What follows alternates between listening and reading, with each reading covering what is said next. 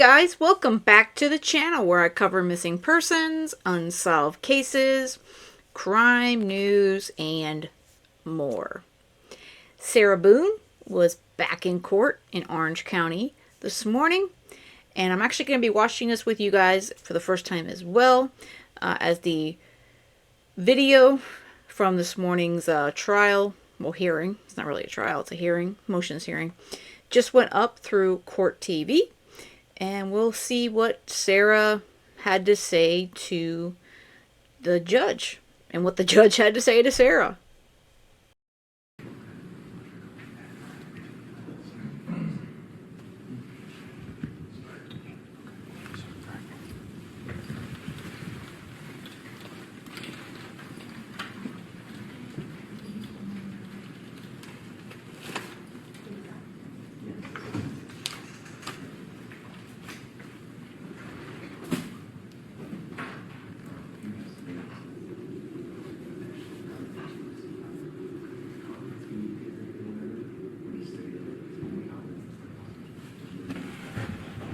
She's quite aware of the cameras, of course.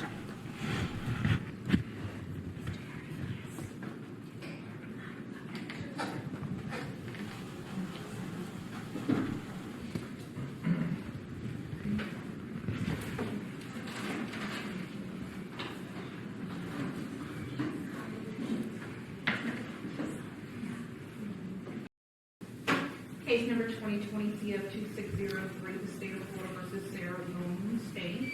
Dave Castro on behalf of the state. William Jake for the state. Ms. Boone, raise your right hand to be sworn, please. Please swear or affirm that the testimony you should give shall be the truth, the whole truth, and nothing but the truth, so help you God. Yes. Ma'am, good morning. Could you please state your full name and date of birth for the record for me? Sarah Boone, 10777. I do see that we have a representative from JACS that's appearing virtually. Sir, can I get you appearance for the record as well? Yes, Your Honor. Christian Lake with the Justice Administrative Commission. Okay, very good. All right, we've got a couple of things that we're going to be addressing this morning. The first is the motions, Ms. Boone, that you had made reference the last time I saw you. The court has reviewed all of those motions. I've reviewed also JACS's reply, specifically their response to the motion seeking due process costs that was filed on July 30, 2024. State, have you had the opportunity to review all of Ms. Boone's motions? Yes, Your Honor. Okay, all right. Ma'am, I want to go through each one of them and hear from the state, from yourself, and from JACS. We're going to start first with y'all can be seated, you don't need to stand, thank you. The defendant's temporary motion for reservation of proposed cost to acquire investigator for defendant's defense and trial dated July 18, 2024, received July 29th. That request seeks to reserve any and all costs proposed to be incurred to acquire investigator. The defendant's temporary motion for reservation of proposed costs to acquire all witnesses for defendant's defense and trial dated July 18, 2024, received July 29th, 2024. The request is to reserve any and all costs proposed to be incurred to acquire all witnesses for trial. And then defendant's temporary motion for depositions to be conducted per FRCP Rule 3.220 by defendant under pro se attorney title and position ordered by the judge in court dated July 18th, 2024 and received July 29, 2024. I have reviewed all of those motions. All three motions reflect to be determined or TBD with regard to the investigator, witnesses, and deponents. The total amounts are to be determined. How to calculate is unknown. As to the depositions, the date are to be determined, and the amount of transcripts are unknown. Mr. Lake, I've reviewed your response. Do you have anything else to add, sir, with regard to those items, investigators, witnesses, or deponents? Not really, Your Honor. The only thing is if we can provide Ms. Boone a copy of our pro se packet that has information about including model motions. We would be happy to send her a copy or to send your JA a copy that you could send to give to her. That might help her for purposes of future motions. But as far as these are concerned, I think our response pretty much outlines what our position was to each of those requests. Okay, thank you, sir. If you would be so kind to send that to Ms. Barrios, we will ensure that Ms. Boone gets a copy of it. State, do you have any position with regard to those three motions that the court just identified? No, Your Honor. Okay. All right, ma'am. So previously, Prison Break Investigations was already appointed to be your investigator. The JAC has no objection to authorizing $5,000 in costs for prison break and for $500 for obtaining case-related documents and materials on your behalf. So seeing as there's no objection, even though you were asking for a reservation, I'm going to go ahead and permit that cost to be incurred. With regard to the costs for witnesses and the depositions, you are requesting, as I identified earlier, just to reserve those costs. And as I had said earlier, the motions do not identify who the witnesses are or what the deponents are. So I'm going to deny those motions with prejudice, but that means you can refile them and we can readdress them when you file motions in the future addressing any of those items for ensuring witnesses being subpoenaed or appearing for your defense at trial, or for any persons that you may seek to depose. Because as of right now, I don't know who it is that you are seeking to depose based on your own motions. Do you understand the court's ruling as to those three motions, and do you have any questions, or do you want to add anything? I would like to add, please. Sure. With your delegated due date of July 22nd, for all of my pretrial motions to be submitted, I have yet to receive my discovery, so I was trying to beat that deadline or at least meet it. So I don't know what I'm supposed to ask for or who I'm supposed to ask for, and again, I have yet to receive my discovery, so I don't even know who it is I need. So I understand for those, so you're telling me at a later date once I have that information to revise them. I'm giving you the opportunity to refile them. Yes, ma'am. Thank you. With regard to the defendant's motion for reservation of proposed costs With regard to defendant's motion for reservation of proposed costs to acquire expert witnesses for the defendant's defense in trial dated July 18th, 2024 and received July 29th, 2024, Mr. Lake, anything else to add other than what is identified in your response? No, Your Honor. Again, the issue here is, with the exception of the mental health expert that's already been approved, there would need to be much more specific motions for these costs. Ms. Boone needs to include essentially what we included in our response. And again, the model motions that we will be sending to will have that information. Without specific information, neither us nor the court can make an informed decision on whether the requests are appropriate. Okay. Ma'am, the motion fails to identify any specifics. It has to be determined for your expert witness or witnesses. It does not identify the type of the witnesses. It doesn't identify the amounts, and it's difficult for me to identify the particular showing of need, which is what's required for the appointment of that expert. So again, I'm going to give you the opportunity to refile in the future a motion pertaining to any specific experts, identifying the specificity that JACS has requested in their response. So at this point in time, that motion is denied without prejudice, and you'll have the opportunity to refile it. Lastly is the defendant's motion requesting immediate relief to the defendant by appointing effective standby counsel to aid and support in preparation of a criminal case for trial dated July 18, 2024, and received July 29, 2024. The request, ma'am, that you were seeking in that motion is to provide immediate relief to defendant by appointing effective standby counsel to aid and support in preparation of her criminal case for trial. State, do you have any position with regard to Ms. Boone's request for standby counsel? No, Your Honor, other than what's already been placed on the record in the court's order. Okay. Mr. Lake, anything over and above what's in your response?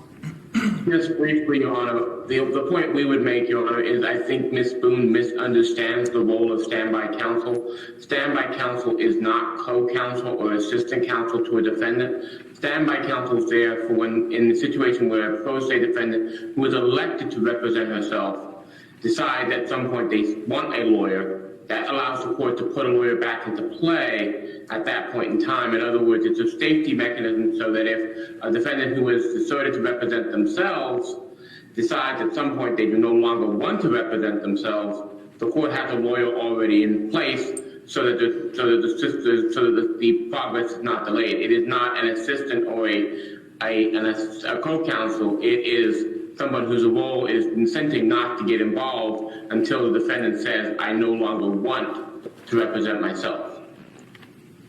Ma'am, the court's had the opportunity to review the case law on this issue. There is no constitutional right to standby counsel as decided by Paul versus State, 152 Southern 3rd, 635 at pinpoint 641 by the Florida 4th District Court of Appeal in 2014, citing to the Florida Supreme Court case in Jones v. State, 449 Southern 2nd, 253 at pinpoint 258 from 1984. As the court has determined that you have forfeited and alternatively waived by your conduct the right to court-appointed counsel, the court is not required to appoint standby counsel. That's Brown v. State, 45 Southern 3rd, 110 at pinpoint 114 through 115, Florida 1st DCA 2010, citing to, again, Jones v. State by the Florida Supreme Court in 1984. There is no Sixth Amendment right to simultaneously proceeding pro se and with legal representation by the Florida Supreme Court in 2009 in Shepard v. State, 17 Southern 3rd, 275 at 279. For the reasons that the court identified in its 16-page order previously entered, your request for standby counsel is denied. This was the motion I was waiting for. And I figured he would deny it because, as JAC representative explained, she probably doesn't understand that it's not an assistant attorney or someone to help her. And I believe the judge is denying it because of her past behavior and that she's going to basically abuse the standby counsel. And yeah, so she's forfeited all those rights. So I'm curious what Sarah's going to say to Judge Kranick's denial of this motion.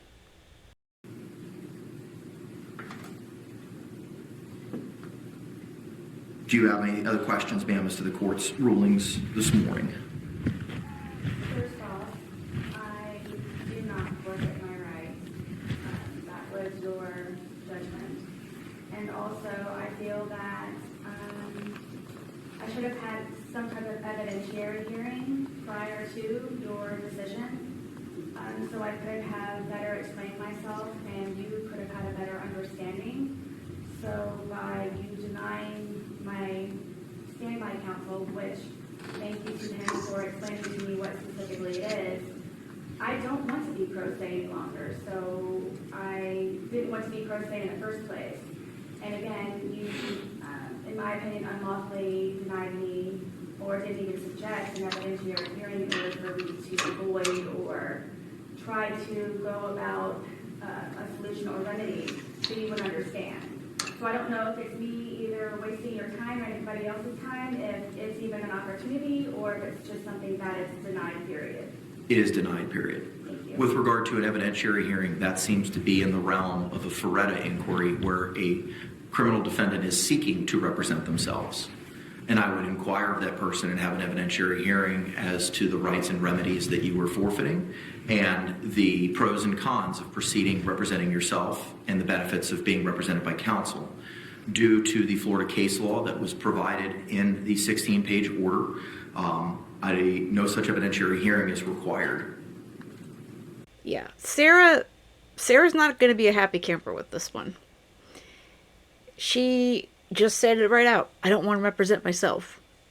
But yet, Sarah, your constant misbehavior and disrespect for previous court-appointed attorneys, as well as both judges that have been on your case these 4 years, it screwed you. That's the bottom line. It screwed you. And I believe Judge Kranick is trying to be as, good as he can to you, but at the same time, he explained it in that order. And yeah, you did this to yourself. My understanding was the hearing, the Ferretta hearing, is in regards to competency as opposed to having an understanding before you take someone's rights away. Ferretta pertains to a criminal defendants seeking to represent themselves. Ferretta was not applicable to your situation, and that's identified in the case law citations that were provided in the 16-page order. Yes, I understand. It was the day of that I was explained most of all of this, and as opposed to prior, so I would know what would happen or could happen. So my understanding is one thing, and then the explanation is another. So I'm just confused and feel that I should have had an opportunity prior to all of this to explain myself and to have a better understanding. So now my belief was that the evidence or the Ferretta hearing was simply competency. So the evidentiary hearing I thought would be a collaboration of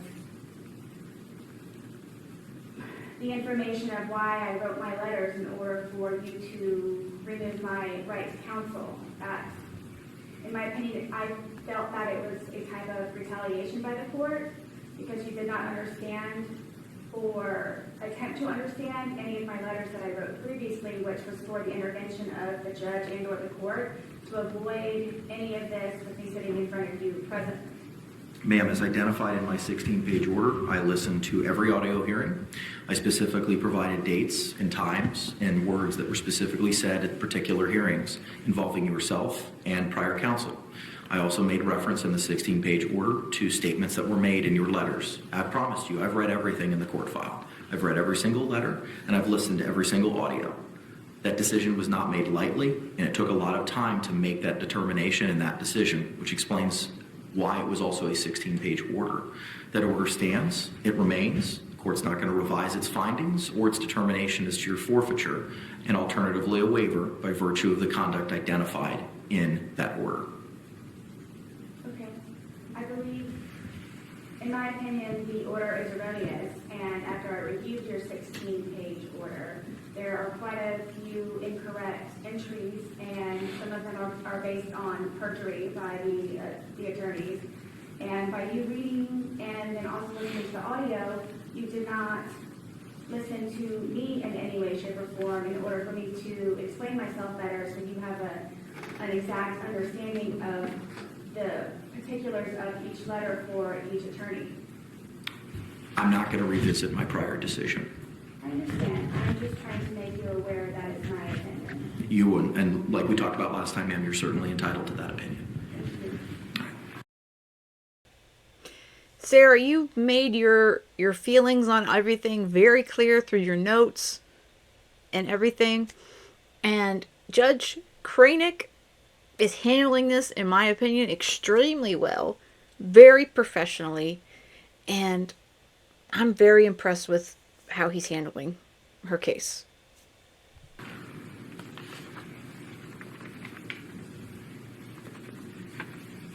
All right. My judicial assistant has been in contact with the representative from the Orange County Jail, Sergeant Donald Casey, who is on his way in order to facilitate the transfer of the USB drives from Prison Break Investigations. I do see that Mr. Lane is present. So as soon as he gets here, we'll be able to address that exchange. What we can do while we're waiting for that representative to appear is address some of the things that were identified in the notice of hearing for today, which is kind of a scheduling conference for when we might be setting up certain deadlines. As of right now, the trial is scheduled for October 7th. The trial will be extended from 2 weeks to 3 weeks. So the trial will take place on October 7th, October 14th, and the third week of October 21st. October 21st is not this division's normal trial week. However, the court has obtained coverage for that week so that should this trial proceed into a third week, we will not have to scramble in order to find coverage, and that we'll be able to efficiently proceed with any evidence or testimony on that third week on October 21. Pre-trial was scheduled for September 24th at 1:30. The court typically has its regular trial case managements on that Tuesday. Due to Ms. Boone representing herself and some of the complex issues that may be involved in this case, I'm inclined to change the date of the pretrial so that we might be able to have our own pretrial separate and apart from all the other cases that may be set for that same trial period. My thought would be to move it to, rather than the Tuesday the 24th, to Tuesday the 26th at 9 a.m. Is that a Thursday? Yes, sir. That's Thursday.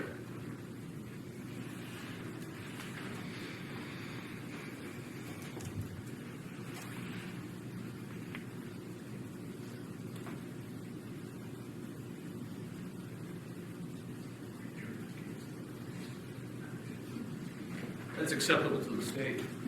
Ms. Boone, that would give you additional opportunity to prepare for trial as well. Are you amenable to changing that date to September 26th at 9 a.m.? So an additional 2 days? Correct. You would still have that time to prepare regardless if we had the hearing on September 24 or September 26th. I'm just moving it so that we don't have 50 or 60 other cases and I can focus more attention on your case specifically. Of course.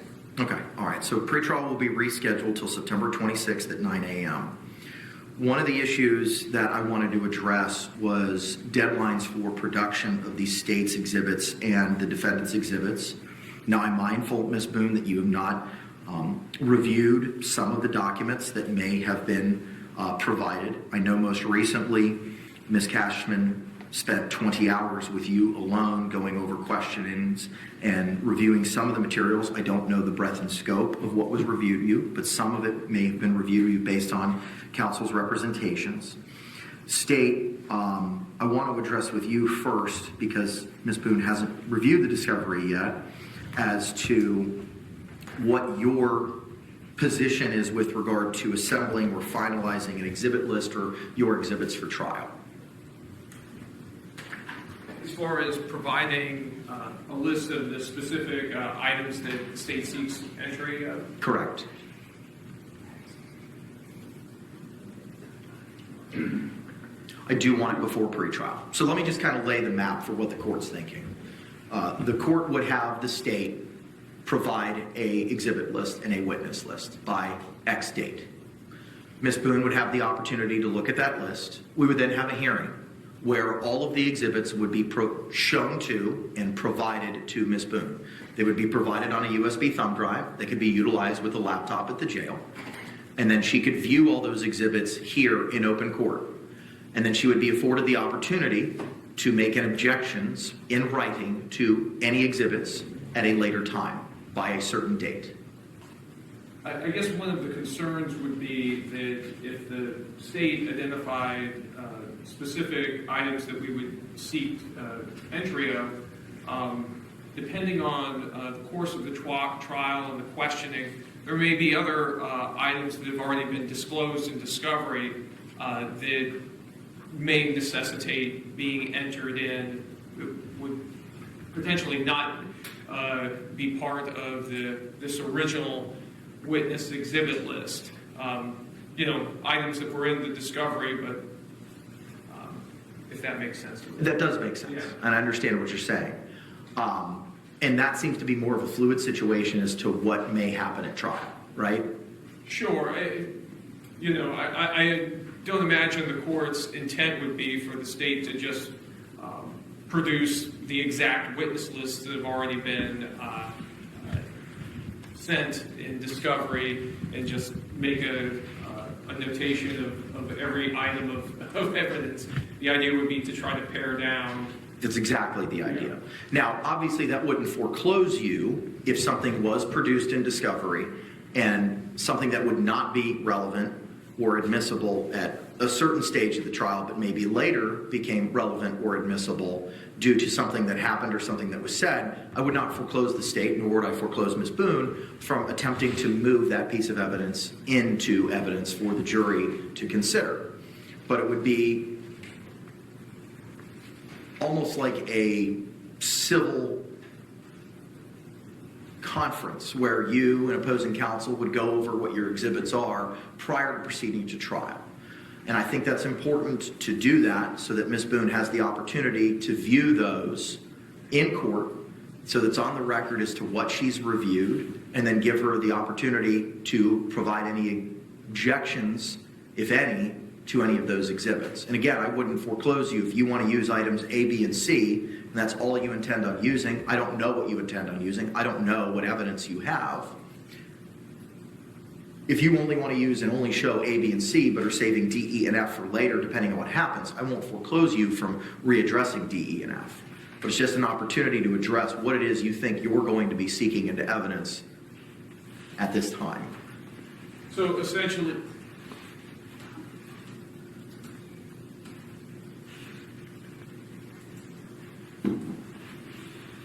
Go ahead, sir. so I think we could accommodate that if we could go around September the 1st for that, and then that would give her an opportunity to review that USB and lodge any objections, and then we could potentially address those objections and go from there. Okay. And that would be September 1 to have the evidence viewing, for lack of a better word, or for the list to be provided? For the list in the USB. Yeah, we're going to make this work for an October 7th trial date, Judge. I think September 1st is probably about the right time frame to have this in-court hearing to begin lodging those objections if she has any. My next question is, are you expecting the physical evidence to be brought here into court by a CSI so that she can potentially open it? Or are we just talking about digital evidence and giving her a list of the physical items? If there's physical evidence that's sought, I want her to have the opportunity to review it. And we should be looking at the top of the month for September so that we can get this done. Okay, all right. Ma'am, do you understand that what it is that I'm discussing right now, so that you have the opportunity to review the evidence that the state may be seeking into evidence in your trial? Is it my understanding that they will supply me with a USB drive and then I am to review it while in court? No, ma'am. So it's kind of a two-step process. So anything that's digital, that's not forensics or CSI or something that's tangible, will be provided to you on a USB drive. We also will have a hearing where all of the evidence, including any digital, electronic evidence, or any tangible evidence, CSI materials, will be shown to you in court, played to you in court, so you have the opportunity to review it here as well. Anything else will also be given to you on a thumb drive for you to review at your leisure based on the hours of 8 to 4 by the laptop at the Orange County Jail. And then we will have a deadline after we have this evidence viewing for you to identify in writing any objections that you have to any of the evidence that's been provided by the state. So it's not a matter of any type of confidentiality? It is all done in the courtroom with everyone? It would be in the courtroom, correct? Are there going to be news cameras and photographers? That's something I need to address. I do not want, because our jury pool is going to be coming from Orange County, I have concerns about the media's presence in the evidentiary viewing. So I may have to enter an order which would prohibit media access for the purposes of that hearing due to the nature of what is being produced and reviewed, so as to further prevent intimate details of the case being released prior to trying the case. That may be the one thing that actually makes sense that she asked for. So, yeah, as much as we want to see the evidence, the jury needs to make sure that they're not able to watch all this stuff. And obviously they shouldn't be following it like most of us are to begin with, but definitely a good point, for sure. I understand that, Judge.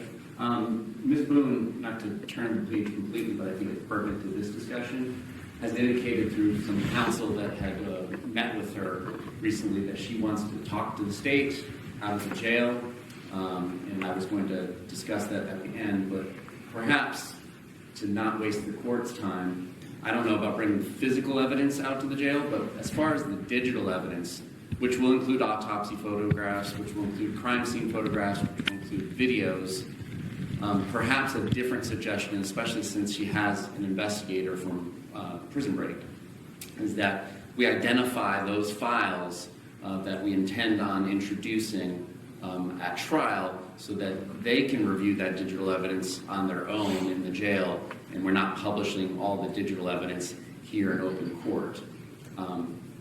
That should allow her the opportunity to lodge any potential objections, such as duplicative or any other objections she may want to raise about autopsy photos, so on and so forth, without exposing all of the digital media to the public. As far as the physical evidence, the state doesn't have any real concerns about the media covering that. She can open those exhibits, or somebody with scissors can open those exhibits for her if there are any exhibits she wishes open in the witness box where it's concealed from the media's eyes. So those are my suggestions, and then later we can turn to her request and we can put on the record how we would go about going out to the jail and meeting her. The only concern that I have with that is I don't have a record as to what it is that she reviewed. My suggestion would be that because this is in the context of plea negotiations potentially, I would be out there, Mr. Cacciatore would be out there, and our investigator would be out there, and we would record it, the conversation that we have, of course, and that would all be protected because it would be in the spirit of plea negotiations under the evidence code. And then we can all file in writing, the state can file in writing, these are the videos that we are going to use. These are the particular photograph numbers from the crime scene and from the autopsy photographs that we're going to use. And then we can have the defendant sign off on that as well, so that it's documented as to what was told that she would be facing at trial. And either she can review it with her investigator, or she can review it with us, being present, and then that way the digital evidence is now in the open. Okay.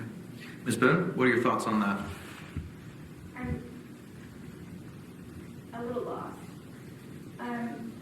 So it's an option of reviewing what the state has with my investigator, and then be able to come with the objections and everything. That is correct. I'm clear on having all of my evidence being in sealed bags, and for me to be able to inspect them to be here in the courtroom. I don't know how the attorneys have done any of this prior, but I don't believe that it was in the courtroom. So I'm just trying to protect myself against the media. I'm not sure at this point what is even suppressible that is available on the internet. But at the same time, though, it is my understanding that I should have some right to privacy in reviewing the evidence. So I didn't know if my investigator and I are able to collaborate prior and view, and then come to court with everything finalized and ready to go as answers. I'm certainly going to give you an opportunity to meet with your investigator to address it. The question is just the method of how to do it. The state's proposal is digital. They would meet with you, identify specifically digitally what videos, what photographs they intend on utilizing, and anything that may be physical, CSI, etc., would be addressed here in open court. And just so that the court and the defendant understands how physical evidence viewing would operate normally, the defense attorney and or her or his investigator would come out either to the sheriff's office or OPD's evidence center, whichever agency, and they come and view it, but it's done in the presence of the state, it's done in presence of law enforcement, it's done in presence of the CSI for the chain of custody. So attorneys don't get privacy when they're reviewing the physical evidence either. So that wouldn't really be any different than if she's doing it in the witness stand or wherever we deem suitable in the courtroom. I think that's the most appropriate way to have the opportunity, ma'am, to review the evidence. I can't release that evidence to Mr. Lane to bring to the jail for your review because of the chain of custody issues concerning some of the physical evidence. So CSI would have to be here just like an evidence viewing at the sheriff's office or elsewhere where counsel just identified. And I cannot bring you anywhere else other than here, and I can't release you to anywhere else. So I think the only solution that we have is to have the evidence viewing here with regard to any of the physical evidence. Why is it that it cannot be transported anywhere other than here? Because I cannot make a record anywhere else of what you saw or what was reviewed. The only opportunity for me to make that record is here in court. Was it prior that was already identified by the state. I know I'm trying to keep up with everything. What was the answer, please? So an attorney who's doing an evidence view would come out to the law enforcement agency's evidence warehouse, for lack of a better term, and then in the presence of the state attorney, the CSI, and the lead detective, they look at the package, and if they deem any particular package worthy of opening and examining, they can do that. We can have the CSI bring butcher paper here so that any particular item can be opened, put on fresh butcher paper, and then changed out between exhibits so that there's no contamination. And then you can examine it. If Mr. Lane or any other representative from his organization is here, he will have the opportunity to photograph those exhibits once taken out of the packages. And that's essentially how an evidence viewing is conducted.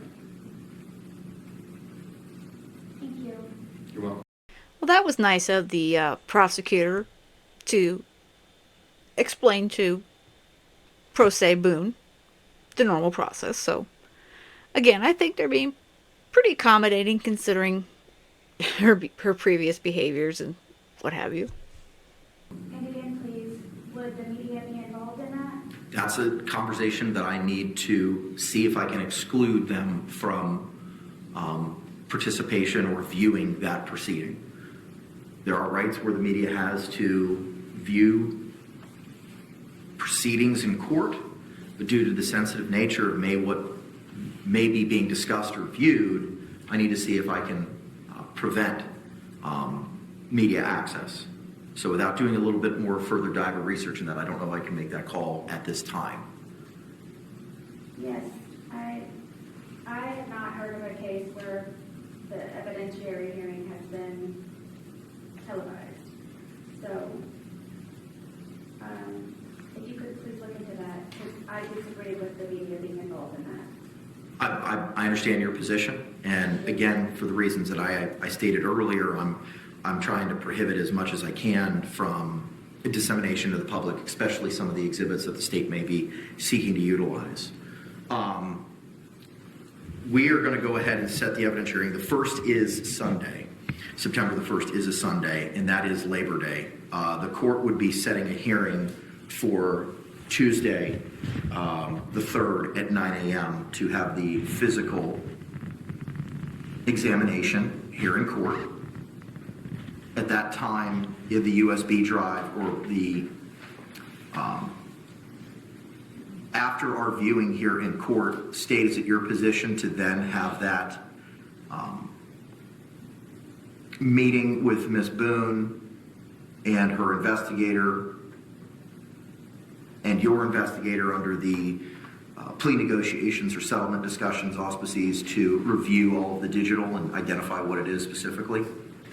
We are happy to defer to the defendant's wishes on that, and I wanted to have that discussion. It seems like we're turning that discussion. So I'll leave it in Ms. Boone's court. My indication from one of the attorneys that she had discussed things with said that she wanted to have a conversation with us, and so I'm offering that up. In the past, with female defendants at the Orange County Jail, there are classrooms, or at least one classroom there, where we could arrange to meet. It would be a big enough room for 4 or 5 of us that would need to be there. And then we can discuss that, whatever it is she wants to discuss, and it would be recorded. And again, those portions of the conversation that are about plea negotiations and the evidence and whatnot in the trial, I believe under the evidence code would not be admissible to be used against her. And I can leave it to her when she wants that to happen. We can make arrangements to try and accommodate that. It should not take us very long at this point, given the age of this case, to select and identify which digital evidence exhibits we're going to use. It's simply a matter of getting rid of duplicative and irrelevant photographs from the scene and the autopsy. And I believe the videos won't be too hard to decide which ones to use. I don't know that there's a whole lot of other digital evidence. Okay. All right, ma'am, do you have a thought on when you would like this viewing to take place at one of the classrooms at the Orange County Jail under the concept as identified by the state? So this meeting is separate. This is prior before everything else. What I would envision, to not waste anybody's time, is we can go out there and have this discussion, if there is a discussion to be had about plea offers. One of the other topics was other matters, so that's kind of ambiguous. I'm not sure what other matters are. And then also we can let her know and probably provide the court in writing the list of the digital evidence that we seek to introduce. And then that way, if she wants us to review those digital evidence items together with her in the presence of everybody, we can do that. Or we can let her, with the list of the digital evidence that we plan on introducing, review that as many times as she wants by herself and or with Mr. Lane. I understand. So would I be leaving with the digital evidence today, or how soon may I receive that? So the state needs to assemble that. So my thought would be to have that meeting, ma'am, on the 3rd of September.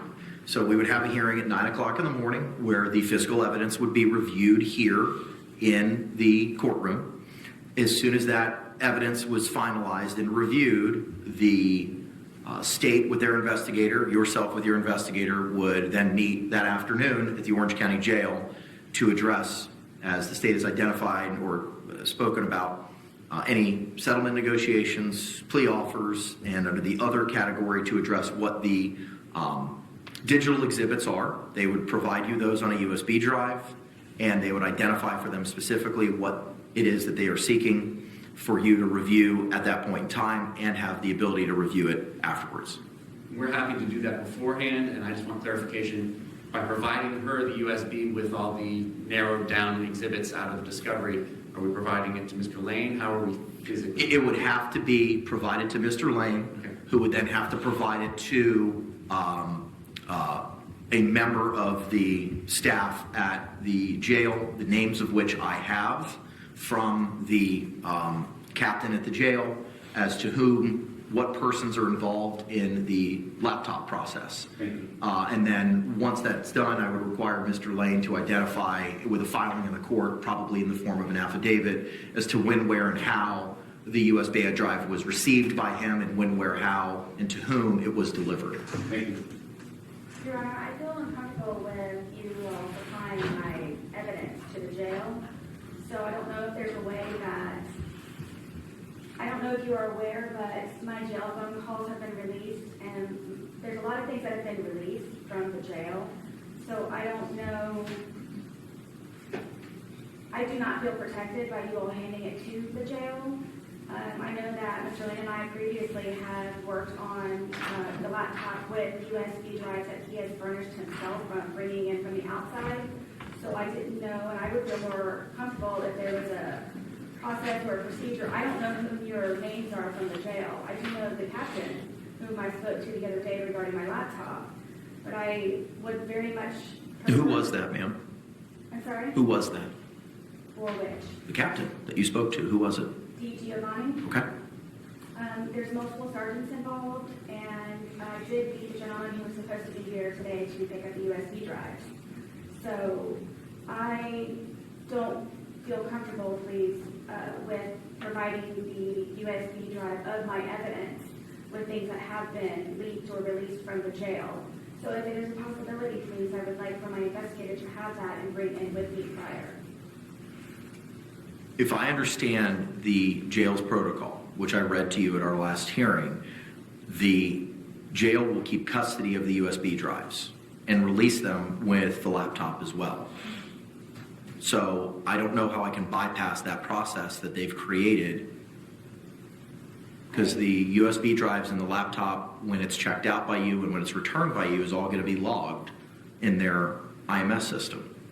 Right. It's simply a laptop. It's a very basic laptop where anyone affiliated with my case has any type of digital evidence they bring in with them from the outside.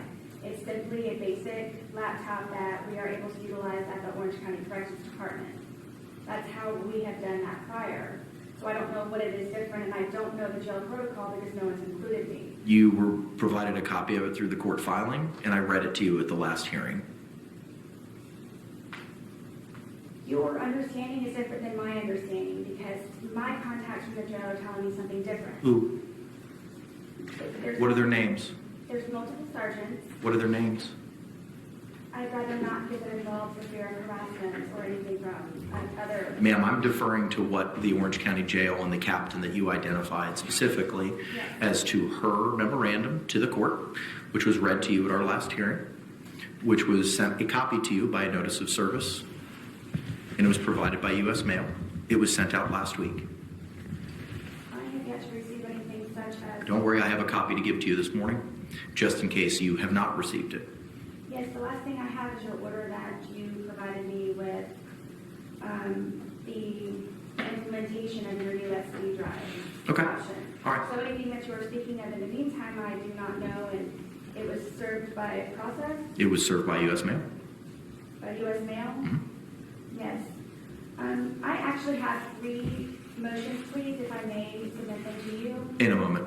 Yes, in the process of, because the address that you are, I'm guessing, sending these to is incorrect. I received your letter addressing the address issue. That's been remedied.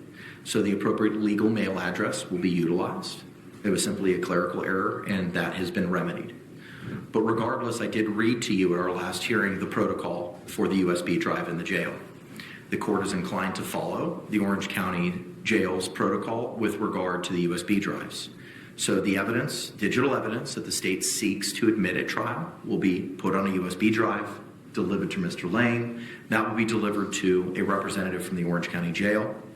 And Mr. Lane will thereafter file a filing with the court in the form of an affidavit identifying when he received it from the state and who he gave it to, when he gave it to, and what representative of the jail he gave it to. So it goes from the state to Mr. Lane to the jail. For the purposes of indexing it, for the purposes of their records, under the protocol, and then it will be available for your use. So if I want to see all of my evidence digitally, I need to contact someone at the jail.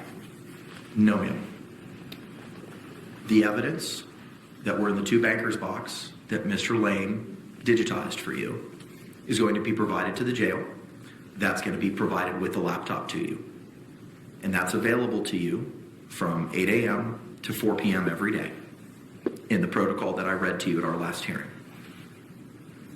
Yes, and I will speak to the captain just to be aware that everyone that it is in the process, because I do not feel comfortable with any of this, and I do not feel protected either by the courts or the jail system. So for right now, I don't know if it can be postponed or if it's something that I need to write another letter to.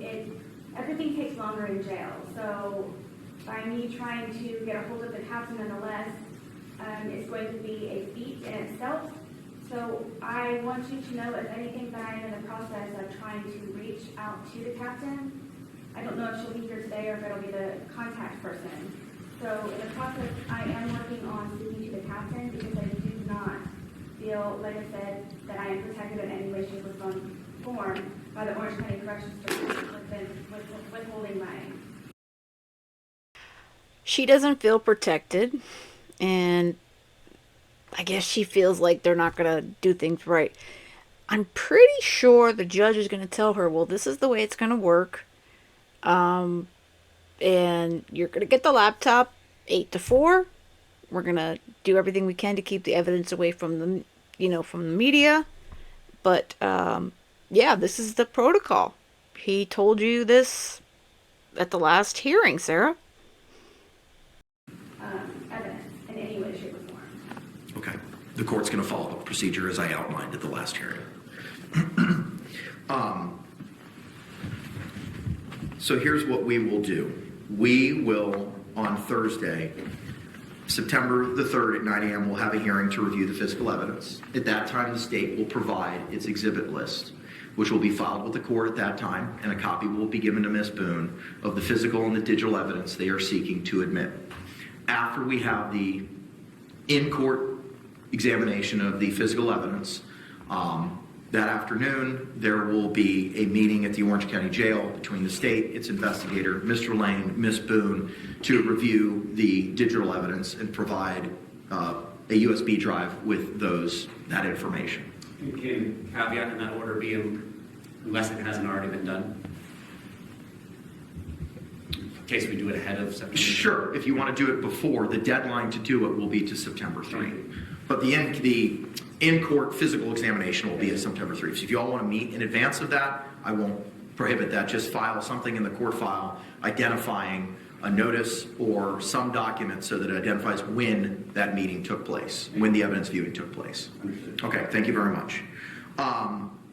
Ma'am, we've had this hearing on September 3, and that being the deadline for the digital evidence and the viewing of the physical evidence, the court would then like to set a deadline for when you would provide your objections to the state's exhibits.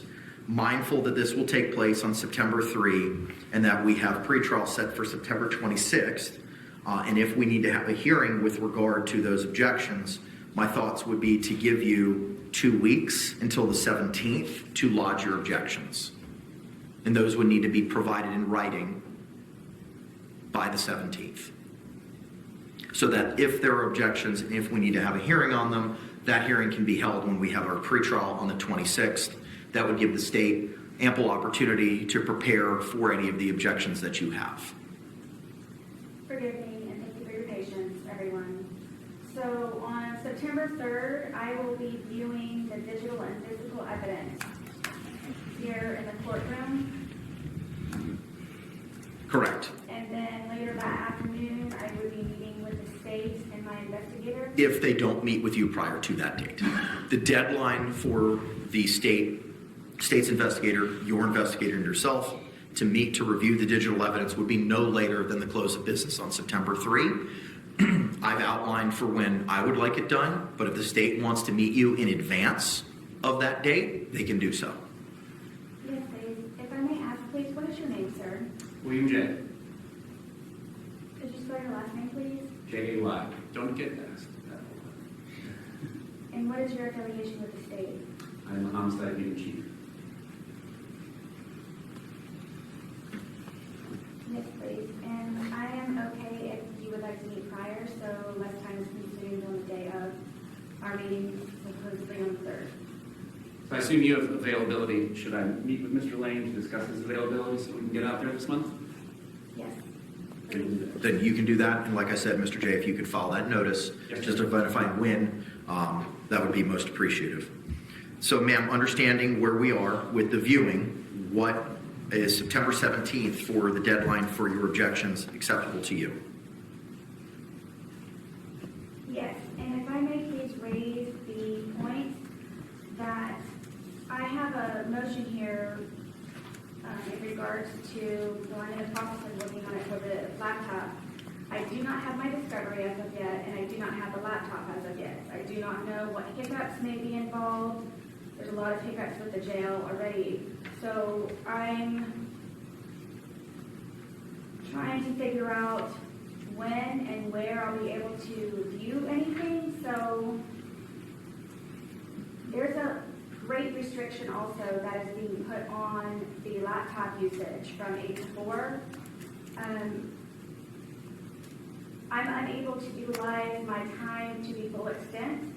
Also, I have a motion here to receive my hard copy evidence because when the laptops are in quotes, the laptop is in quotes, closed for the day at 4 p.m., I can therefore pick up using the hard copy evidence. I haven't had the opportunity to review the motions that you're speaking of, neither has the state. We'll address them today. I don't have a problem doing that. I'm just not going to do it right this second because I haven't had the opportunity to review them yet. Yes, and I'm just explaining myself in the meantime, please, so you are aware of what I have already thought of and am trying to ease the pain of everyone with me trying to figure out how to do everything and when and do it appropriately. But I just wanted you to know that by bringing that topic up, I have that to also be looked over. Okay. Please. 917, if that has to be changed, am I okay to do that?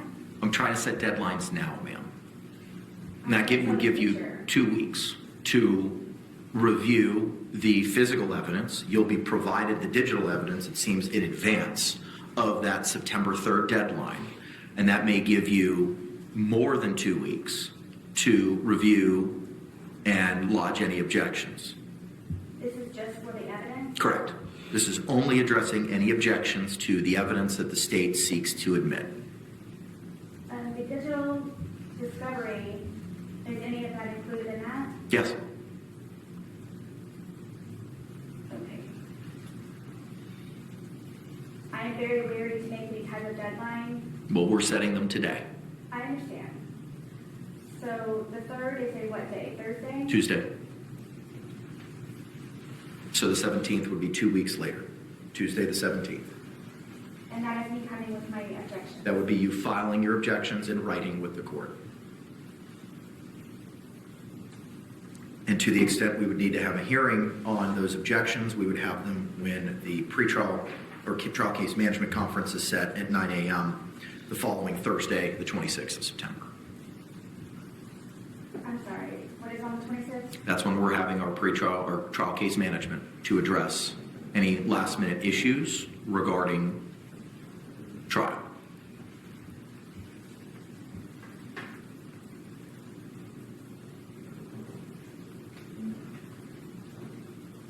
Forgive me. So today being August 5th, I'm supposed to expeditiously complete my case that in every way, shape, and form by September 26th in order to go to trial for October 7th. The dates are what the dates are. September 26th is the trial case management date, and October 7th is the trial date. So by me not even seeing my discovery yet 2 days, and only being restricted to a laptop from 8 to 4 and not having my hard copy evidence. You have 62 days to prepare for trial, not including today. And you're going to get your discovery today. Wow. So in over 4 years, it comes down to me representing myself in 62 days? I'm not going to answer that question. It's been 4 years. You should know your case like the back of your hand. Judge Kranick told you all this stuff previously. You're not going to get anything to change from him. This is the way it's going to go because you screwed yourself when it comes to getting a public defender. Am I supposed to? What now we're addressing, ma'am, is September 17th, Right. the deadline, which is 2 weeks after having the physical view of any of the physical evidence. It sounds like Mr. J is going to try to meet with you pretty promptly regarding the digital evidence. So you'll have plenty of time to review that in 2 weeks at a minimum, or 2 weeks at most rather, to lodge any objections to the physical evidence. I understand. I just don't understand how to file objections. I cannot answer that for you. That would be me providing you legal advice, which I'm prohibited from doing. All I can tell you is that if you have objections to any of the exhibits that the state may seek to move into evidence, you will have to lodge those objections by the close of business on September 17th. And those objections will have to be in writing. If we have to have a hearing on those objections, that hearing will be held on September 26th. Okay. And if I may ask, are these being delegated or I'm being incorporated in this in order for me to be able to say yea or nay? I don't know what that means. What do you mean delegated? Are you delegating to me as you've delegated everything else in regards to taking my counsel and all of your orders? You are representing yourself for the reasons that the court identified in its 16-page order. It is your responsibility, as you are representing yourself and proceeding pro se, to comply with the court's orders and deadlines.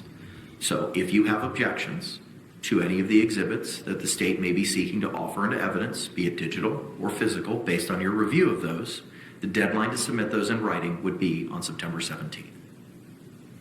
Okay, so you're making statements, so I don't have any say in it. I've asked you what your thoughts would be as to when.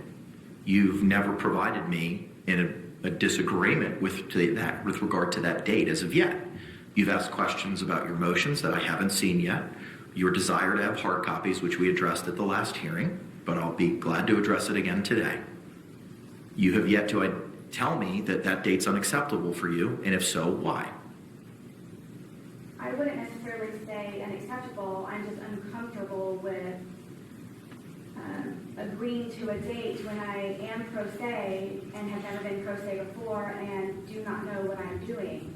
So I just want to make sure that I do it correctly and have an understanding also, if you are proposing that I go to trial within 62 days, that I know what I'm going into and what I may expect. So I didn't know if this would just be easier on everyone else, if they just delegated the dates and gave me a printed copy with your order and whatever information you have. I don't know. I don't know either if you all are just proposing that because I'm incarcerated, just the dates are what you tell me. I don't know what I'm doing. I do not know what I'm doing. So I'm trying to learn as I go, which is why I'm grateful for everyone's patience. But at the same time, though, for me to accept this date and then not be able to meet it, what happens when that happens? That's about the most honest thing she said. I don't know what I'm doing. We know that, Sarah. We know that completely. And this is why you should have kept your mouth shut and worked with one of your attorneys. Specifically, Patricia Cashman would have been excellent. I think she would have been great. Now, if you listen to the prosecutor, they mentioned when they visited you in the jail, they mentioned offering deals or pleas or what have you. And I gotta say, as much as I would like to see this go to trial and see how crazy this is going to be, you would be really, really wise to take up an offer if the state offers you one. It would be in your best interest, especially after you rejected the one early on from them for the 12 years. I can't answer that question. Again, that would be me providing you legal advice as to what to do if something happens. I simply cannot answer that question. I'm not allowed to.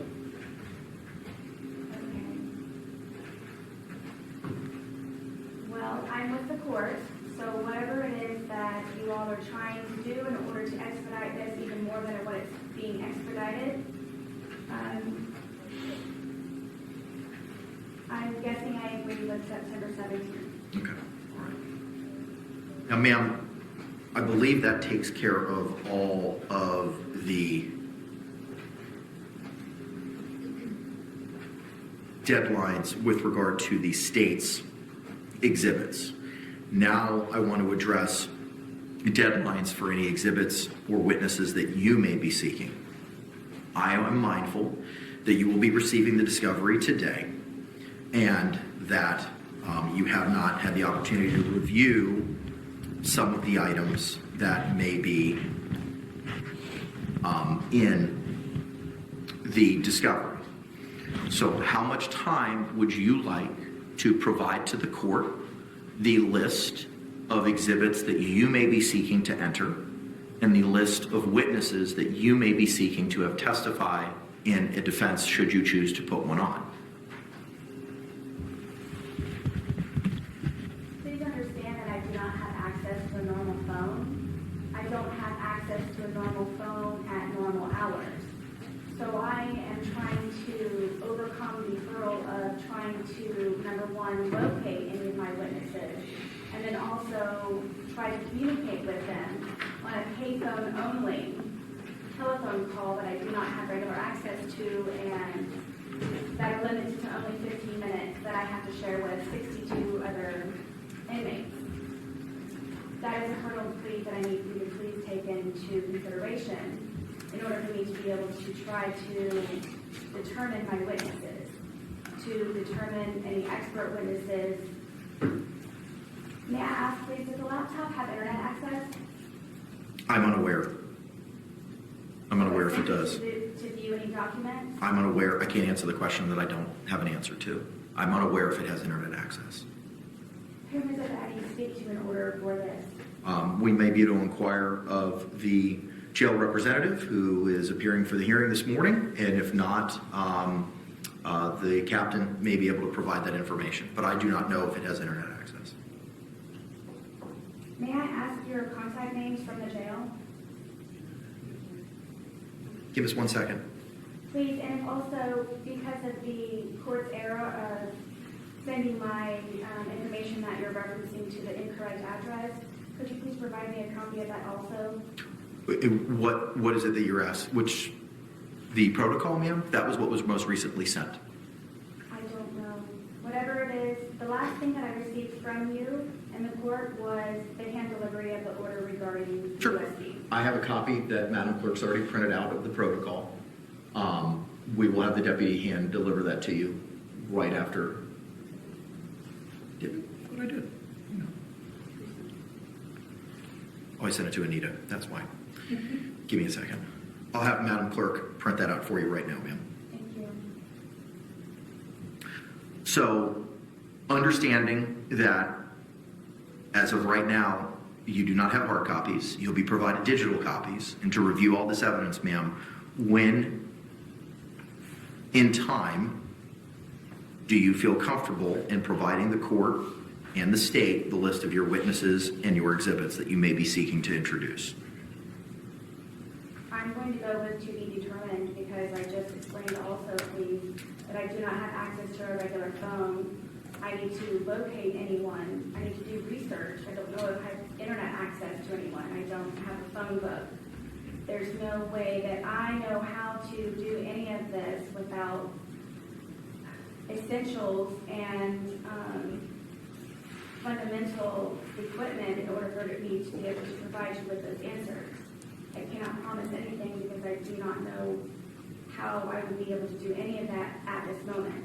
I would like please to propose your understanding of a meeting that I would like to have with the captain so I can see if I can have access to a regular phone, if I can have access to an internet. Right now I have a tablet that is used for text messaging and movies and the law library that I utilize. I don't have access to the phone. I don't have access to the internet. You can certainly have those conversations with the jail representatives. But ma'am, we were on notice today to address those deadlines, and I cannot set a to-be-determined deadline at this time. I understand that there's been some delays with regard to the discovery. As I told you at the last hearing, we're moving as expeditiously as possible to get you that, and it took some time for that process to be created. That process is going to start today. Mr. Lane's here. Representative from the Orange County Jail will be here. That handoff will take place. You'll have access to that laptop with all the information today. If the defendant's not going to make a suggestion, they state. Sure. My suggestion would be to give her 14 days after the point that the specific evidence identified by the state to be used at trial is provided to her. So, for example, the physical evidence, which we plan on giving her the list of those physical items well in advance of September 3rd. That will just be the date that she can actually see them. But my suggestion for those physical evidence items would be September 17th, and then 14 or 15 days after whichever day we get the specific list of digital evidence items to her, would be our suggestion. Okay. Ma'am, are you amenable to that? That would 14 days after you've had the opportunity to review the digital evidence and 14 days after you've reviewed the physical evidence to provide your exhibit lists? I don't feel comfortable with any of this. I don't have the same opportunities as the state or any attorneys prior. So I feel that you all are pressuring me and forcing me into these dates which I may not be able to meet or exceed. Can I add that obviously either side, if there's good cause for why a deadline wasn't met, if something comes up, then we're not prohibited either side from complying with the rules of discovery afterwards. But there would just need to be a cause shown at that point. Do you understand that, ma'am? I do. That I'm setting these dates for now, and if either party can establish good cause why these dates should be moved. Yes, and that is why I'm trying to make everyone aware prior to all of this to understand my circumstances by being incarcerated and not having access to a phone, not having access to the internet, and not having access to many more other, like I said, basics, fundamental basics, which is why I'm making you all aware now, so you are aware that when the time comes, should it, why for good cause, I'm stating my good causes now, if not, there are additional at that time. Reality of the situation Sarah Boone has put herself in is smacking her in the face during this hearing. The reality of how much she has screwed herself by causing so much disruption with all these attorneys. She had 8. One of them she did hire, but 7 state appointed, court appointed attorneys. This is hitting her right in the face today. And I don't know. I mean, I feel like maybe this is finally going to smack some sense into her. I don't know. Ma'am, as of right now, the court is inclined to agree with the state's suggestion that 14 days after viewing the digital evidence, which will take place no later than September 3rd, sounds like it'll take place way in advance of that, you are to provide in writing your list of exhibits that you want to attempt to move into evidence. 14 days after viewing the physical evidence on September 3rd, you are to provide in writing the list of any exhibits that may be physical that you intend to enter into evidence. Those dates can be extended for good cause that may be shown. State, would you like the opportunity to review those exhibits similar to an evidence viewing that we're having with Ms. Boone reviewing the state's exhibits? Would you like a similar opportunity to review any of her exhibits? If the defense has any physical evidence to place in evidence, I can make those arrangements with Mr. Boone. Okay, all right. I will set a deadline for the review of September 26th. Thank you.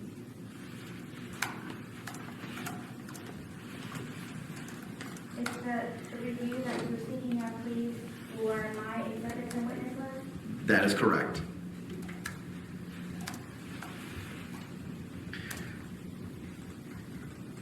I would also propose a similar date of September 17th for any of the witness lists for the defense.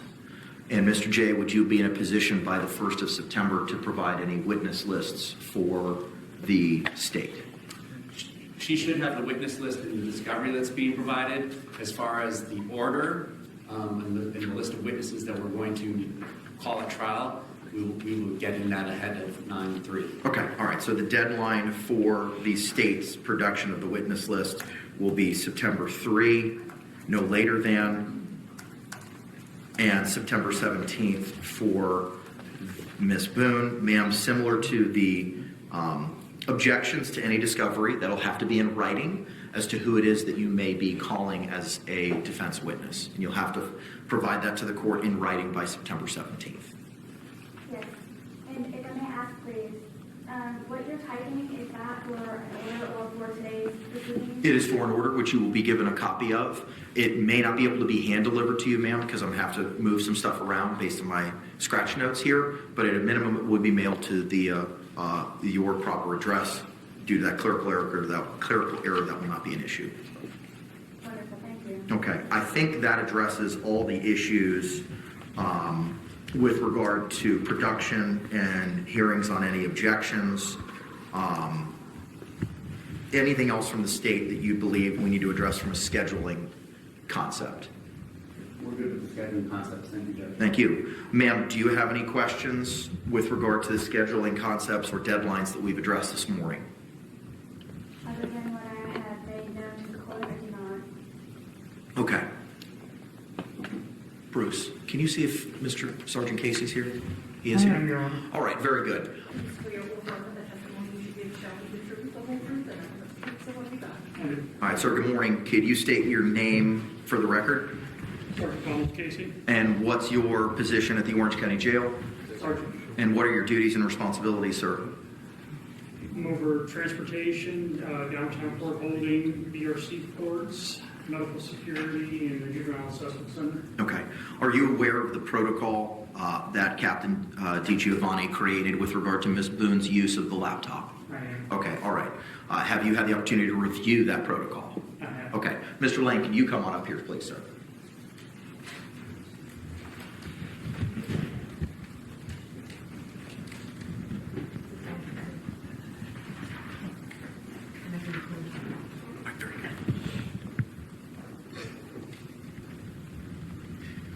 Sir, good morning. Could you raise your right hand? Madam Clerk's going to swear you in. Do you swear or affirm that the testimony you should give shall be the truth, the whole truth, and nothing but the truth, so help you God? I do. All right, sir, good morning. Could you state your name for the record for me? Willie Lane, And what's your affiliation with Prison Break Investigations? I'm the owner and chief investigator. All right, sir, last time I saw you, I had tasked you with digitizing 2 banker's boxes of information, and you said that you would endeavor to accomplish that task by today, understanding that you were out of town for your son's wedding. I hope you had a great time. Were you able to fulfill that task, sir? Yes, sir. Okay. How many jump drives or drives do you have? Of the digitized information, there's one of those. This drive here is a copy of all digital discovery that I have in my possession from this Boone, where the courts needs if they wish to facilitate that through the, figure it'd be easier to facilitate it now through the jail than me trying to bring it in myself. That's exactly my thought. So you've shown to me, sir, a small thumb-sized USB jump drive. That USB jump drive is the information that was contained in the 2 bankers boxes, correct? Yes. And the other jump drive that was the larger of the 2, that jump drive is any digital information that you've had previously by virtue of being the investigator. Yes, sir. Okay, all right. The record's going to reflect that information is going to be hand-delivered by Mr. Lane to Sergeant Casey. So, Sergeant Casey, if you could please take custody of those 2 thumb drives. And I'm going to ask you, sir, to comply with the terms of the protocol, to have those added to the laptop and be available for Ms. Boone's use today once she's returned to the Orange County Jail. Do you have any questions for Mr. Casey? No, Your Honor. Okay, sir. Thank you very much. If you could proceed with that task, I appreciate you. Thank you. Mr. Lane, you took custody with you, sir, as well. Well, before you leave, Sergeant Casey, state, do you have any questions for him? No, Your Honor. All right, ma'am, do you have any questions for Sergeant Casey regarding his compliance with the protocols provided to be by the captain of the jail?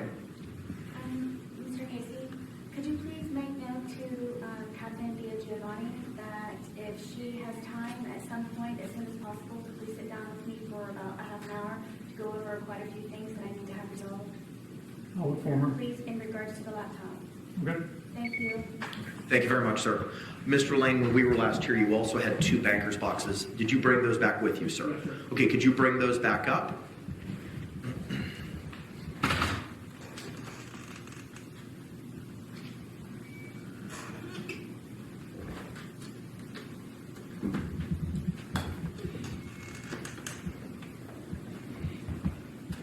I do see it looks like the original exhibit tags are still on the top of those. Mr. Lane, did you complete and copy everything that was in both of those boxes? Yes, sir. Okay, I'm going to have Madam Clerk take possession of what was pre-marked as A and B for the purposes of the June 28th hearing, and we'll hold those into evidence. Do you have any questions, Mr. J, for the investigator with regard to his task? No, Your Honor. Thank you. All right, ma'am, do you have any questions with regard to your investigator regarding his completion of the digitization process? And my only question is, Mr. Lane, do you know when you would be coming to meet with me at the jail? It's going to be my intent to try to get out there at the end of the week or beginning of next week. Thank you. I don't feel comfortable signing your invoice. I think Ms. Boone would have to sign it. Okay, that's fine. Okay. Is it okay if I? Hand it to the deputy. Deputy will have her sign it, and then you can take it. Mr. Lake, is that acceptable, sir? Counselor, you're muted. Yes, that would be acceptable, yeah, if Mr. Lane, and Your Honor, in light of this, maybe it might be more appropriate for the court to go up to $10,000 for the investigator, because it sounds like he's already done a lot of work, so it might make more sense instead of having to come back later. Would that change the original, the 5,500, or just we would increasing 5,000 to 10,000? 5,000 to 10,000, I think would make sense, Your Honor, just because it sounds like that we may, based on what's already been done, and Mr. Lane may have more to say about that, but based on what he's already done, I suspect he's probably used up a large chunk of that 5,000 just doing this one task. One thing I would like to add, Your Honor. Yes, sir. In lieu of having to come back and file another motion, is if JAC would agree to travel expenses since I'm out of county. If not, I can get that in some type of form of a writing and get it to you or to the JAC if that's acceptable. Mr. Lake? Your Honor, we'd have no problem with the court authorizing, say, $1,000 for travel expenses as well. All right, fine. So we'll increase it from 5,000 to 10,000 for investigative costs, and for travel-related expenses, 500 to 1,000. Mr. Lake, are you going to need an order for the court file with regard to those? We would, Your Honor. Okay, could you submit that? Yes, Your Honor, we will prepare the order and submit it. All right, very good. Just send it to Ms. Barrios, so I believe you have her contact information. Yes, Your Honor. All right, very good. Thank you, sir. Mr. Lane, thank you so much, sir. Yes, sir. All right. Judge Keenan, Yes, ma'am. forgive me. What is his name, please? That's Christian Lake. He is an attorney associated with the JAAC, the Judicial Administrative Commission, regarding costs for indigent defendants.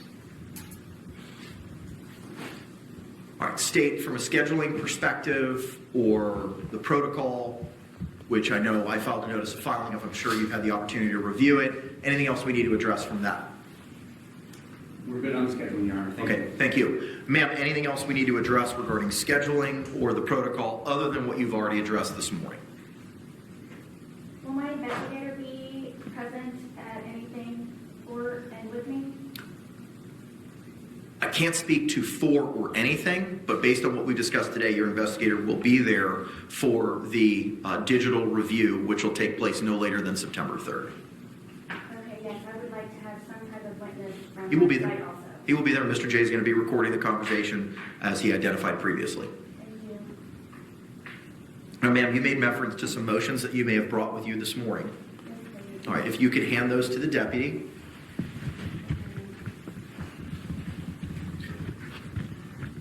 Also, to the extent that the deputy has not already done so, I printed out a copy of the July 24th, 2024 protocol regarding your use of the laptop at the jail. And I'm going to ask the courtroom deputy to please hand deliver a copy of that to you. It was mailed to you, it was read to you at the last hearing, but now you have a physical copy of it, ma'am, to the extent one was not already provided to you. Oh, yes, I have not received this yet. Okay. And then also there was another printout that she was going to provide me with, which I believe was a memorandum for today's date. I haven't, she being who, the captain? No, I'm not sure her name. Oh, Madam Clerk, no, the only thing she's printed out for you right now, ma'am, is that protocol. I'm going to be finalizing the order, and like I said, I may be able to finish it before we're done with the hearing, and I'll hand deliver it to you. If I cannot, it'll be mailed to you. Yes, I understand. It was regards to another document proposing the dates for today's hearing. And I guess it was some type of notice. That's what, please, that she was going to print out to give to me, so I have that. Okay. Mary. I did not receive that, nor did I receive this protocol list. As to everything that was being discussed, can you print out a copy of it for us? It should be in the court file. All right, ma'am, let me take a moment to review your motions. Give me a moment here. Thank you.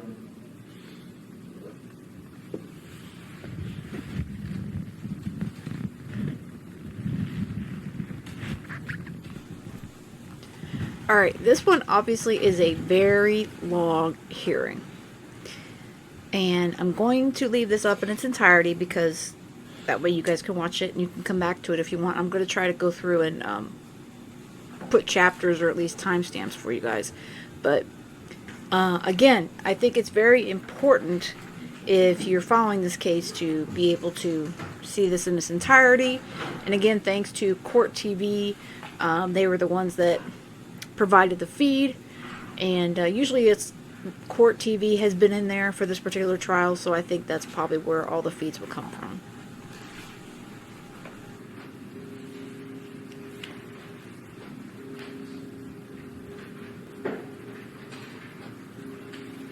Ma'am, with regard to one of your motions, the motion for defendant's immediate address correction, as identified earlier, there was a clerical error using the general P.O. box as opposed to legal mail. That's been remedied. So I'm going to go ahead and grant that motion as that's already been remedied, but I don't have a problem granting your motion for the correct address for any legal mail.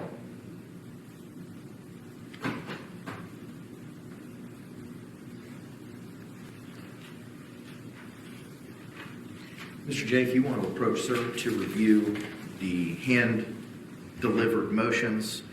It is the motions for defendant's reasonable freedom and movement by allowing her to be unshackled, unhandcuffed, to function equally and comfortably while utilizing the courtroom.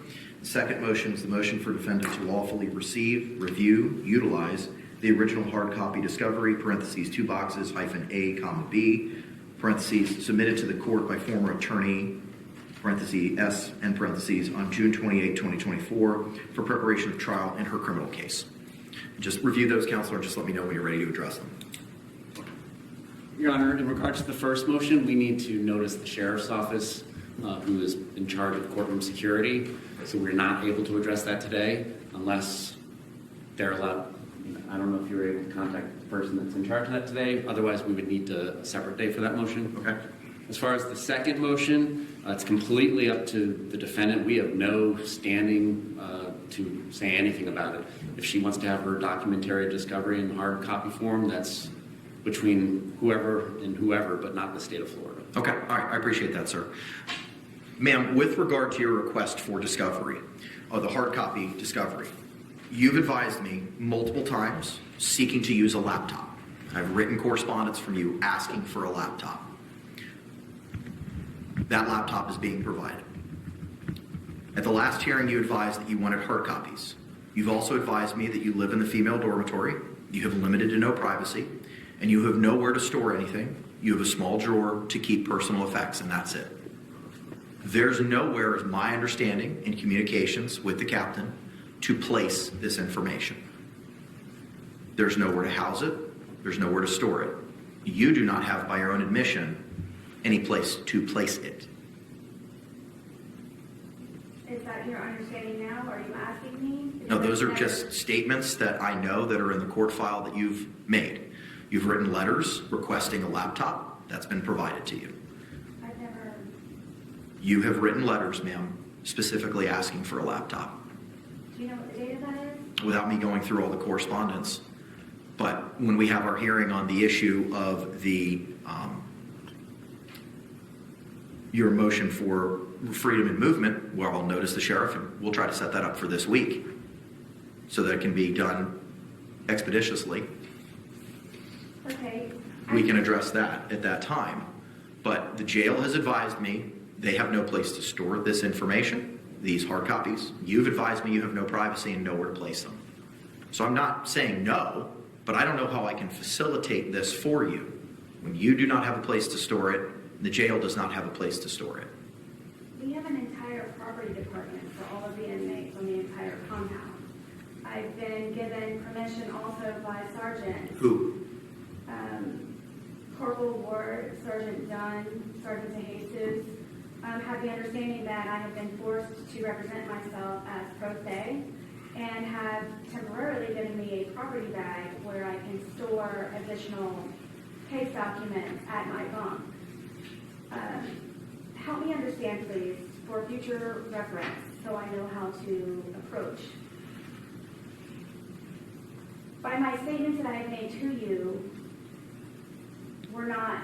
questions were not asked in order for you to come to the conclusion that you are coming to that I did not want my hard copy. I was never formally asked by you to see if I wanted my hard copy discovery.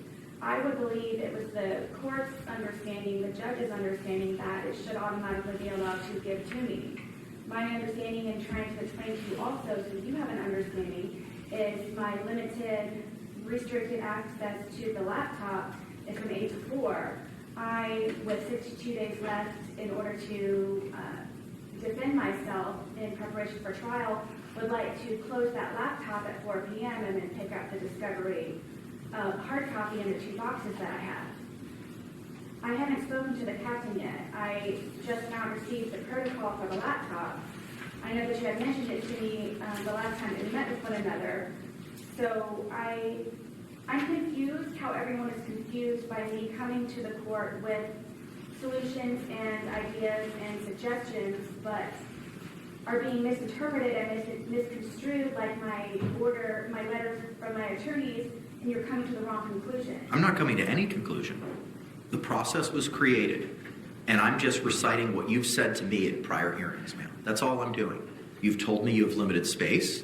You've told me that you have no privacy, and that you have a small drawer for personal effects. This is the first time I've heard anything about you having a locker or some kind of bag, or property bag, that you now have access to. That wasn't addressed at our last hearing. This is the first time I'm hearing about it. So I'm not drawing improper conclusions, as I identified for you with the process. The jail created this process. It was something that they put together. And as I told you, we worked diligently to move forward, to get with the jail to have this done. There's no nefariousness here. There's no undermining. There's nothing along those lines. I want you to have this information. And as I addressed at the last hearing, I could not copy it. I can't look at it. I can't look at what's in those 2 bankers' boxes. Ms. Barrios cannot. No one associated with my office can look at it. We had to use your investigator to do that. And what the jail has advised me is that they were not in a position to take both those bankers' boxes because of space and potential hazards. Now, if something has changed and the captain advises me that you can have those documents, I don't have a problem with you having them. But what I've been advised, as identified in that protocol, is to how and when you can have access to the information. And unfortunately, it wasn't in physical form, it was in digital form. And that was the process that the jail created. They are aware it's 2 bankers' boxes. They're aware of what the information is.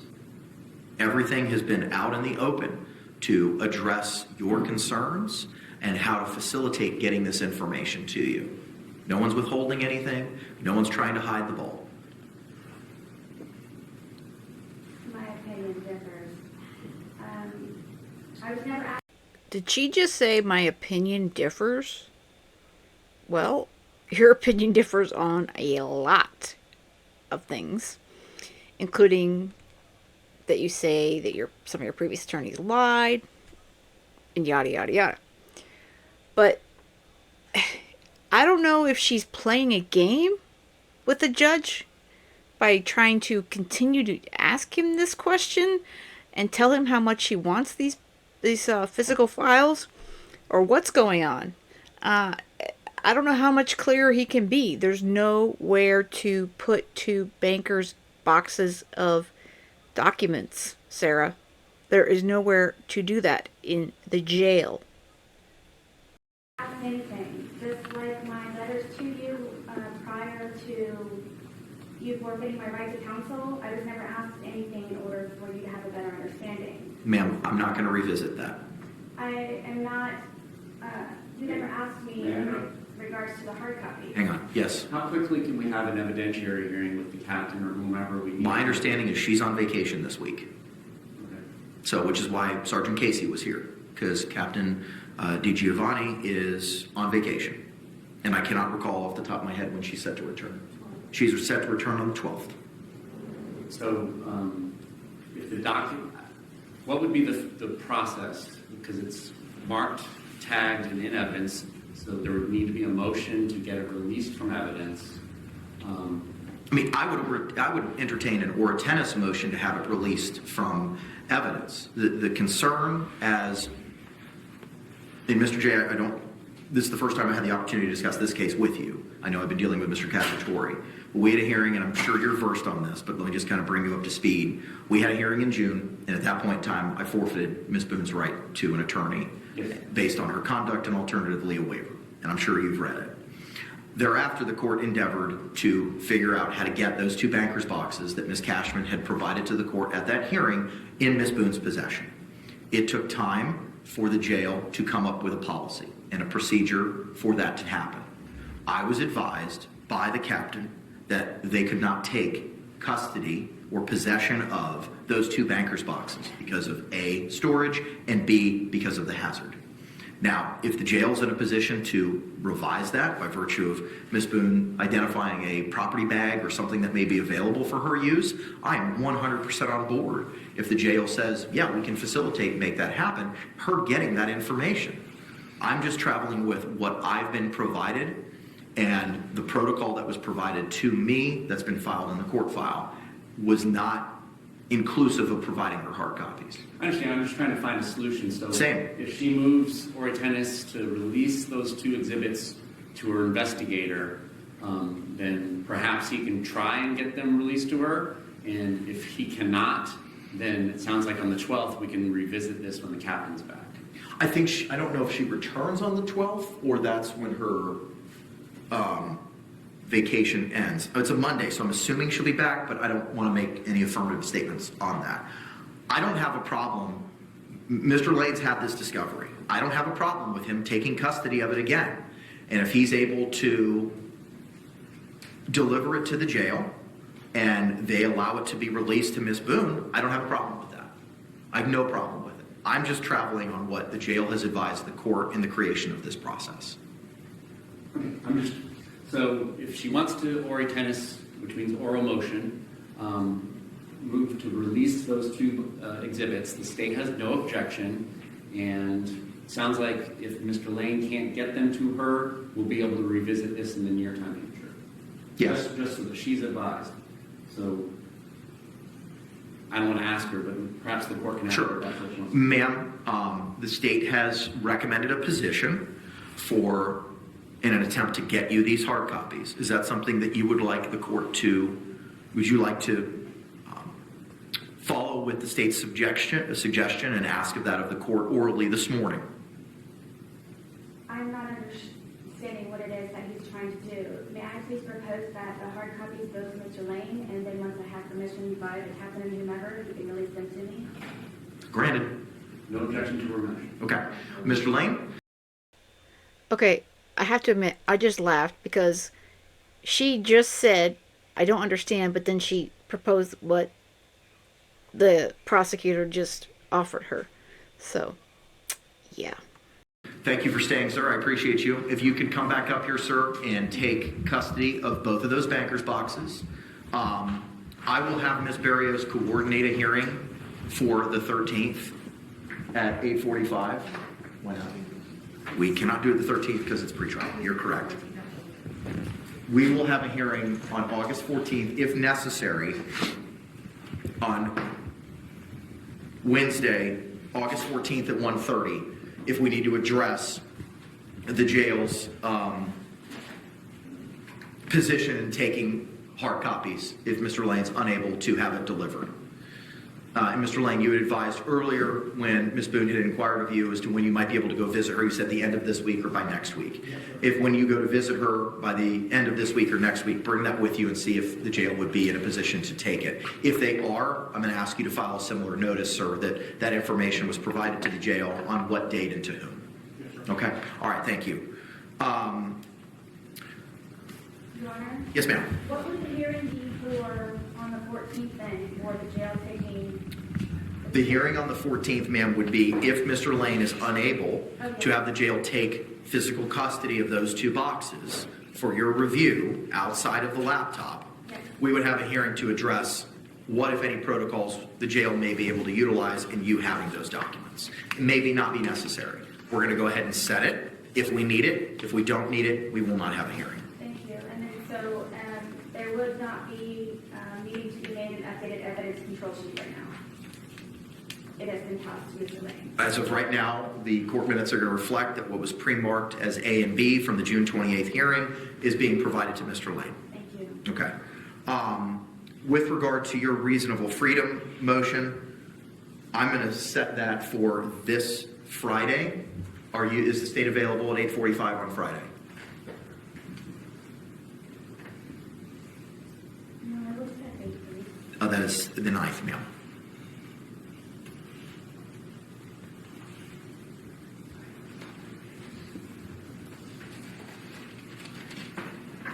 We're available, Your Honor. Okay. Ms. Barrios will coordinate with a representative from the Orange County Jail to address the reasonable freedom motion.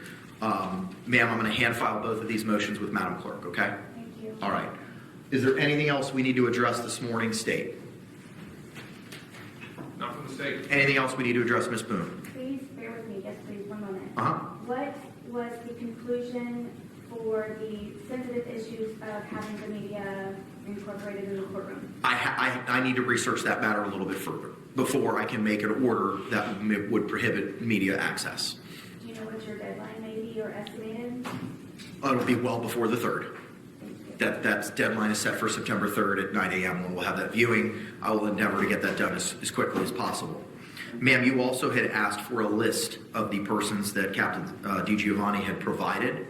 The names of the persons at the jail regarding the laptop protocol is Captain Giovanni, Donald Casey, who was here this morning, Stephanie DeJesus, Sonia Robinson, Courtney Battle, and Malik Muhammad. Thank you for that. Would you be able to provide me with a hard copy? I will put that in the order that'll be mailed to you, ma'am. Wonderful, thank you. Okay. If I may, I don't know if I'm allowed to address the state directly. Yeah, you're representing yourself, absolutely. How do I go about getting a copy of my phone or utilizing my phone? Is that something that can be brought to the courtroom and during the evidentiary, the physical evidence, that I might be able to utilize that?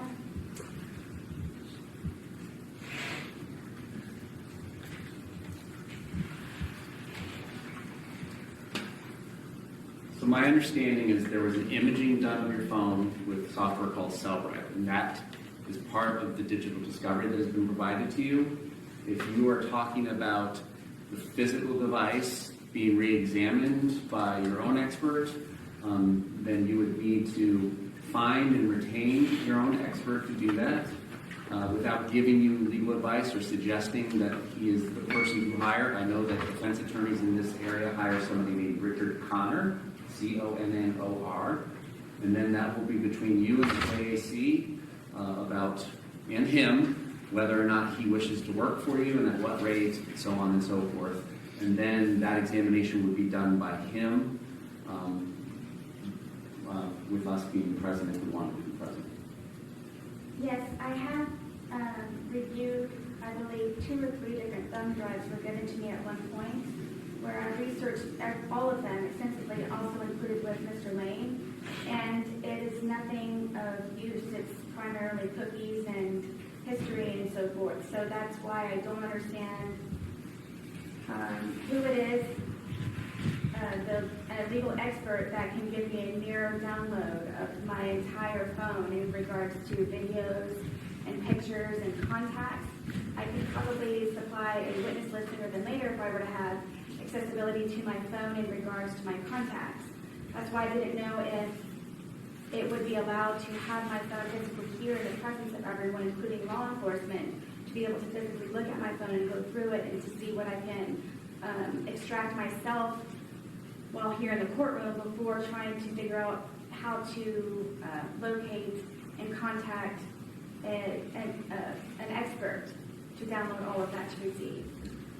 So all of that information should have been downloaded, and I'm not sure what has been provided to you, but we will be double checking that. It has not been provided. Yeah, your contact information, all the videos and photographs, everything on your phone should have been downloaded. And what you may have reviewed is just a PDF file called the timeline, but there is additional data there, and we will make sure you have that. And then when it comes time to our digital evidence deadline, which I hope to exceed well before 9/3, we will be identifying which portions of it is of your phone, if any, that we seek to introduce at trial. So it may be texts from December 2nd, 2019, whatever it is. We will identify those pages, we will identify those files, because obviously your entire phone, however many gigabytes it is not going to just come into evidence, because like you said, there's so much of it would be not relevant. Yes, thank you. So you all have already had access to my phone and have researched it fully? We're not going to talk about our work product. I'm telling you what, based on my experience from other phone examinations is, all that information should be there. And it's typically presented in 2 different fashions. One is a large PDF, typically hundreds or thousands of pages, depending on how much you use your phone every day.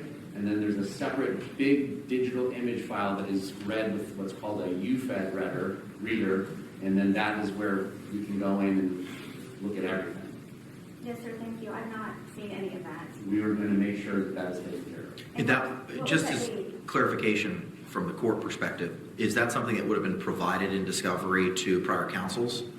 Yes. Okay, then ma'am, as Ms. Cashman identified, she had everything. It's already been digitized for you, and to the extent you're able to have the hard copies, it'll be provided to you. So you'll have access to all that information today when you return to the jail. Yes, thank you. None of it was gone over in any way, shape, or form with Ms. Cashman or any prior. So this would be a milestone, an epic milestone for me to be able to finally do that.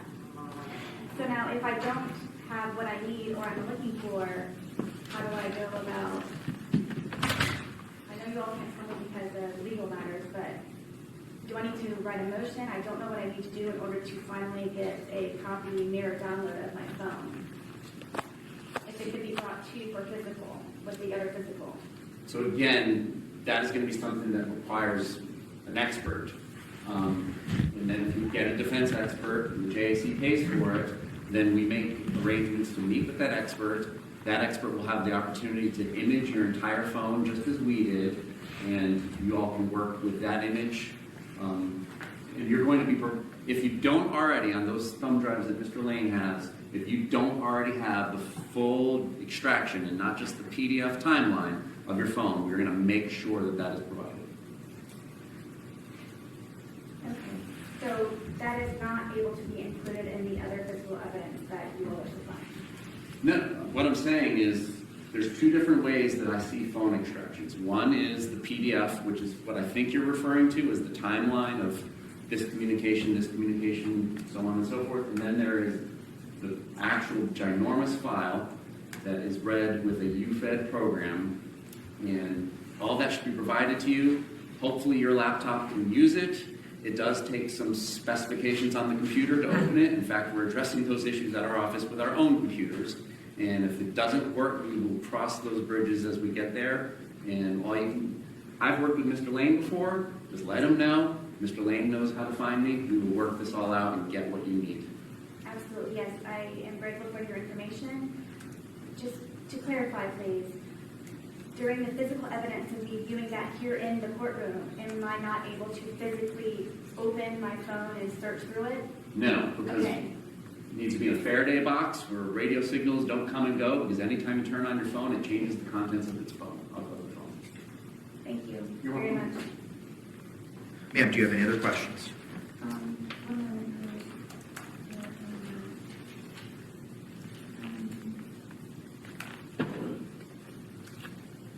Okay, so everyone is aware that I'm in the process of trying to talk to the captain. And handcuffs. Okay. Your Honor, Yes, ma'am. I believe I am okay for right now. You and I do not have a direct way of communication, and I didn't know.